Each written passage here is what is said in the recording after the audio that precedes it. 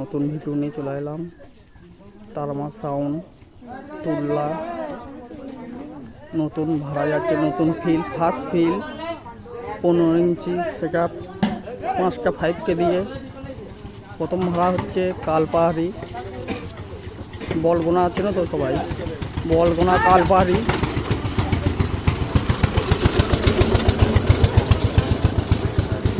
পনেরো ইঞ্চি মাল বাজারটা পরের ইয়েতে দেখাচ্ছি। তারমা সাউন্ড তুল্লা,